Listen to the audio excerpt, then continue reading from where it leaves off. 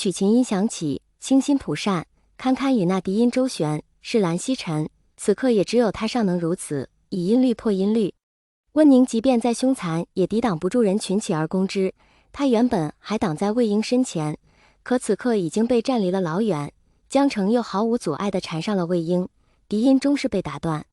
双拳难敌四手，外面的凶师愈加凶残，却也堪堪被挡了下来。魏婴那一曲尚未奏完，先有蓝曦臣干扰，后又被江城打断。可即便如此，各个仙门也死伤无数，说他大开杀戒都没有半点夸张。殿里殿外都是混战，魏无羡如今近身缠斗，哪里是江城的对手？能招架尚且不错了。也正是此时，温宁一声长啸，他心里一惊，分神去看，他已经伏地不起，被也不知是谁的剑插穿了身体，钉在了地上。那头温宁似有察觉，抬头也看向他，公子小心。魏无羡回神过来，已经来不及避开被江城紫电化成的长鞭卷了起来，抛向了空中。接踵而至的是一把长剑，破空而来，他躲不了，被端端刺中，剑气带着人和剑一起向后飞去，最后定在了大殿正中央。一剑贯穿胸膛，钉在柱子上。魏无羡低头一看，竟然是随便被他自己的剑钉死。想必以后那些人说起来，又要说他自作自受，因果报应了。他一抬眼看向温宁的方向，哪里还有什么温宁？一地的碎尸，这是要挫骨扬灰啊！大殿里突然有些安静，众人看着被钉在柱子上的魏婴，就连蓝曦臣都收了琴。魏婴低着头，看着随便贯穿他的身体，血色进入了他黑色的衣衫，只颜色又加深了几分。他开始有些茫然，他的血明明也是红的，可是人好像都看不见，说他无恶不作，滥杀无辜，死后还被当成了厉鬼邪神，生生死死的都不愿放过他。温宁被挫骨扬灰，这个世界上再也没有一个始终信他护他的温宁了。还有谁呢？没了，温宁没了，蓝湛好像就从未拥有过。魏无羡还是那个人人得而诛之的魏无羡。他笑了，放肆般的笑声回荡在整个大殿里，听的人却觉得背脊发凉。他笑到最后又是咳，胸膛都被一剑刺穿，哪里还笑得下去？陈情又被他抬到了唇边，还是先前那一曲，只是再听不出什么悠扬，诡异冰寒的扩散开去。不一会儿又是听见殿外嚎叫和惨叫交错。陈情一响，万鬼同哭，殿外失守，凶尸终于破入了殿内。没人再有闲暇去打断魏婴，凶尸比之先前凶残了不止一两倍，仿佛个个都跟温宁的实力差不多。这到底是不是错觉，也没人再去计较。魏婴只吹完了这一曲便闭了眼，陈情从他手中滑落，砸在了他脚下的地板上。凶残的凶尸不一会儿便恢复如常，被斩了个干干净净。魏婴死了，他又死了。大殿里的残肢断骸被清理了个干净，该走的人都走了，只余下了4大玄门还留在殿里。魏婴死了，这原本应该是一件值得庆祝的事情，可怪异的是，谁也不吭声。也不知道这压抑的沉静是持续了多久，直到大殿微微闭合的门被一掌扫开，木门砸在地板上，沉闷的声音像是砸在他们的心脏上，众人的心也跟着一沉。忘机，蓝曦臣错愕。蓝忘机应当被叔父看管着出不来才对，没人比他更清楚蓝忘机对魏无羡的感情，所以才不敢让他露面。13年前就敢为了救走魏婴杀伤同门，受了30几道戒鞭，闭关了整整3年才好全。蓝曦臣是真的觉得不值得。蓝忘机只看了他一眼，蓝曦臣便知道坏了。蓝忘机看着被一剑钉在柱子上的人，一步一步地朝他走过去，每一步都像是背着一座大山，重的他几乎抬不动脚，10几步的距离，他像是走了几辈子。他走过去，站在柱子下面，魏婴的脚垂在他胸前，他仰头看着他，抬手握住他的手，仿佛不可置信地晃了晃。魏婴，魏婴，我来了，你醒醒，我是蓝忘机，你听见了吗？魏婴。蓝曦臣听着他的声音，甚至带着哭腔，走上去想将人拉开。忘机，哪想到才碰到了衣袖，便被一掌挥开，倒是让他退了2、3步。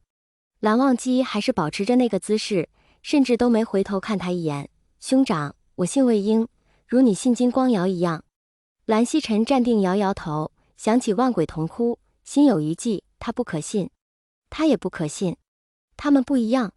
蓝忘机不再接话，转而盘腿坐下，横琴膝上，一曲问灵。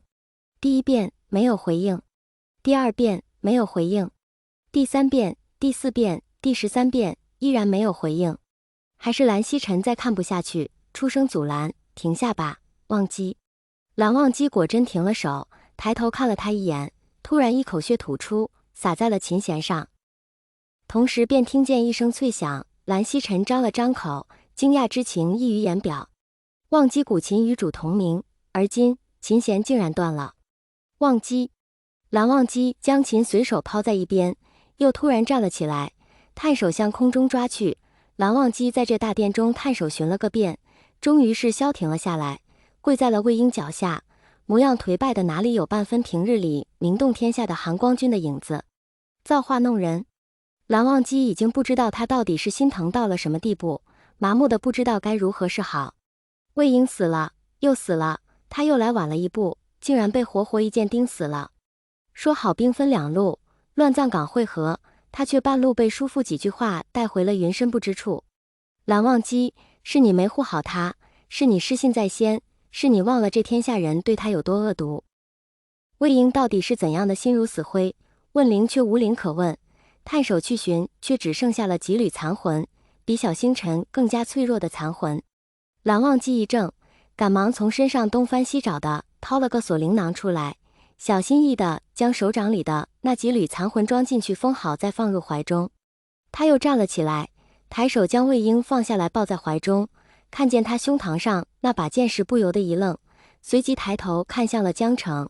江城被他看得背脊发凉，未曾想到那个韩光君竟然也有冰寒刺骨的眼神，蕴含着疯狂，有些像魏婴。看我有什么用？魏婴是我杀的，你若要报仇，尽管来就是。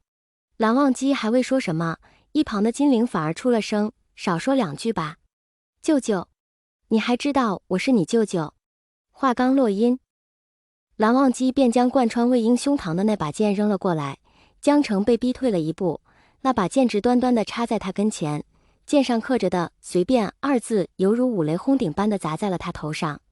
蓝忘机抱着魏婴，死死地抱着，像个抱着心爱的玩具，怕被抢走而不愿意撒手的孩子。他甚至来不及好好爱他，他一直想把魏婴带回云深不知处，藏在他的镜室里，给他买天子笑，他的一举一动，一言一笑都不愿让旁人看了去。可是人一次又一次的将魏婴置于死地，半条活路都不肯给他。第一次他等了13年，不管是夺舍还是献舍，总归是又回来了，还是那个魏婴。他几乎是松了好大一口气，终于想抱在怀里，谁能想到这么快又来了一次，身死魂灭，魂飞魄散。那是他的魏婴，就算全世界都唾弃，但那是他蓝忘机视为无价珍宝的魏婴。不好！蓝曦臣看着蓝忘机抱着魏婴大叫了一声，他周身灵力外溢，是心有魔障。姑苏双璧之韩光君，蓝湛，字忘机，为人一向清冷自持，这样一个人，在乱葬岗大殿里断了忘机古琴弦，抱着魏无羡的尸体，灵力外溢，走火入魔。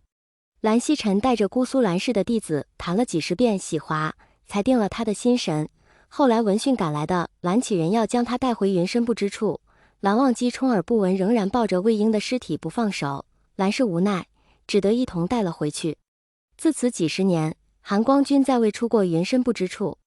13年仿佛是个诅咒。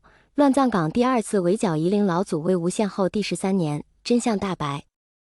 魏婴是被冤枉的，当初那些小辈的确不是魏婴所抓，最初那些凶尸也不是受控于魏婴，幕后黑手是金光瑶。蓝曦臣几近崩塌，一如那时的蓝忘机，茫然不知错，也常年于云深不知处闭关，鲜少外出。蓝曦臣一想起头几年他跟蓝忘机的那次谈话，便觉痛苦。忘机，你便放下吧，难不成你还想再受30几道戒鞭吗？若他能活着300道，又何妨？蓝忘机几十年如一日地温养着魏婴的几缕残魂，终于有所成效。蓝二哥哥，何必呢？第一次万鬼实心，第二次身死魂灭，还想让我经历第3次不成？不会，我保证。你相信我，魏婴，信你，蓝二哥哥，我一直信你的，不是吗？为此，我弄丢了温宁。魏婴。